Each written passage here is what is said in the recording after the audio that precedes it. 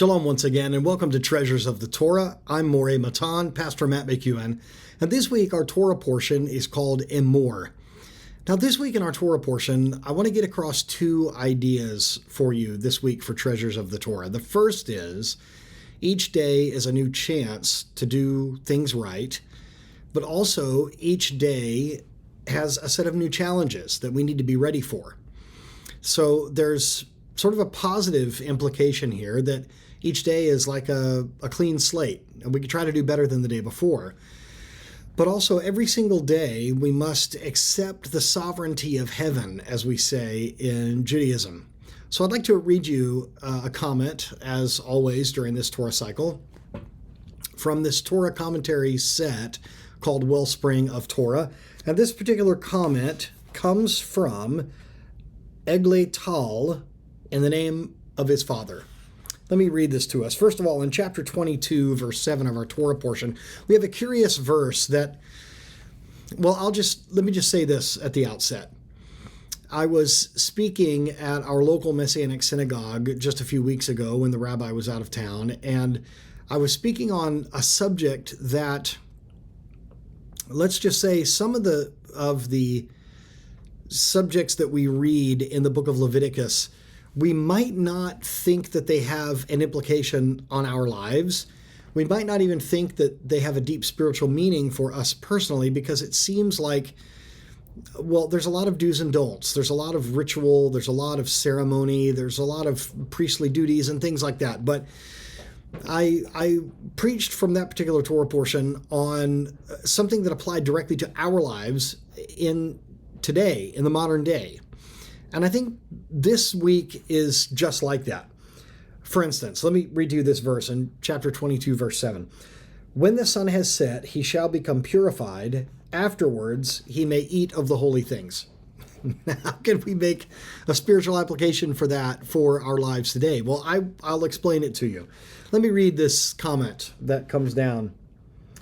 At the outset of Tractate Brachot, the Mishnah specifies that the time limit for the reading of the Shema is identical with the time when the Kohanim who had been defiled might partake of their offering.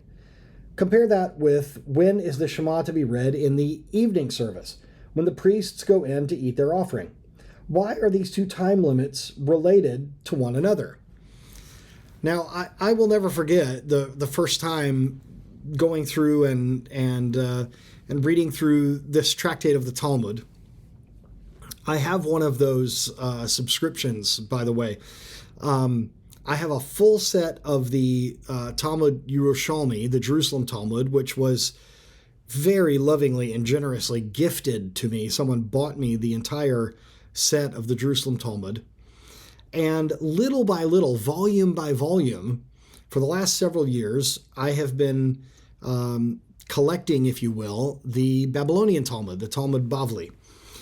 I have one of these subscription services through Koren, where every other month they send me a volume, and I can't remember how much it is. It's $30-something a month or something like that. It's something very affordable for me, and it allows me to get the Talmud one volume at a time. But I'll never forget the first time I started reading the beginning of Tractate Brachot, and wondering why it was important that we learn when is the earliest time we can say the Shema, when's the latest time we can say the Shema. If you're not careful, you'll look at these things and you'll say, well, this just sounds like minutia. It just sounds like stuff that really doesn't apply to me, but it really does. There's always a spiritual application that we could make, whether it is in the scripture itself, whether it's in the traditional writings and the oral interpretation. There's always something that we can glean from a certain lesson. So anyway, at the beginning of Tractate Brachot, we have this discussion of the times of the Shema. What does that have to do with anything? Well, the question is asked, what do these two times how are they related to one another? What do the two times have to do with one another? At nightfall, it becomes permissible for the Kohanim to eat of their offering, even if they had been unpurified all day. They were not permitted to partake of it even after their immersion, but had to wait until the evening. This teaches us that the appearance of the first stars in the evening sky ushers in an entirely new period that has no connection with the day that just ended.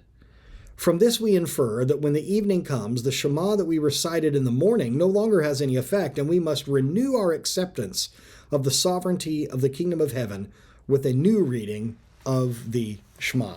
I love this comment because, first of all, what it says is, even if this group of Kohanim had been unpurified that day, they are not allowed to eat, the Torah says, of the offering that they're permitted to partake of until the evening.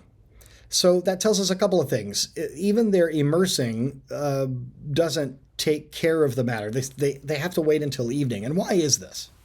Well, it's because it's a new day. We know that the scripture says in the beginning of the book of Bereshit, in Genesis, that it was evening and morning one day. So we know, and we've known forever, if you've been following this channel and this ministry, you know that the day in Judaism starts at night, really. Well, it's sundown the previous day. So if it's Monday, so to speak, then at sundown, well, in Judaism, it becomes Tuesday. It's the next day. So I love the two things that were brought down here. That number one, they had to wait until the next day. And so what that means is this purification or this newness, this renewing happens at the evening. And so now they can partake of the sacrifice. This is really encouraging to me because what it says is yesterday is yesterday. This is a new period of time. We have a new chance. We have a new start. I love the grace that we have in the Torah and the grace that we have in Judaism that says, try to do better tomorrow than you did today. Try to do better next year than you did this year.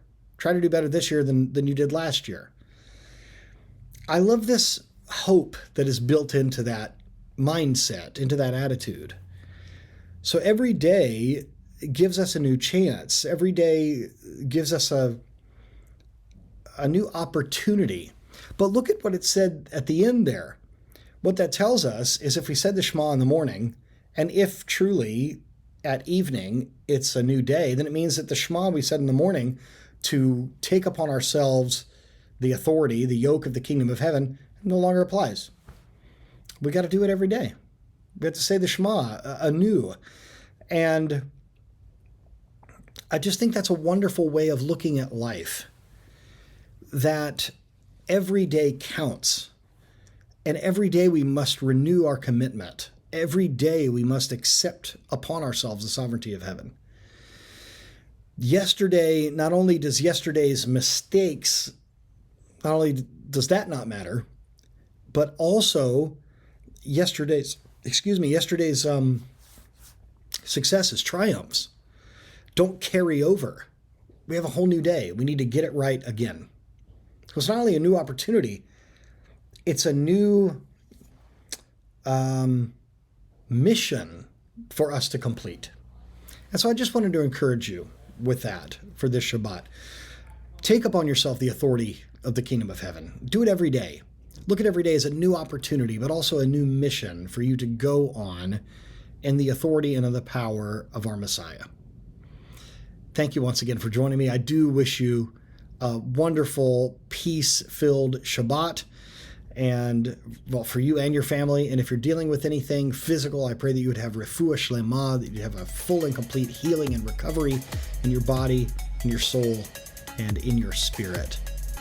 Thank you once again for joining me. Shabbat shalom.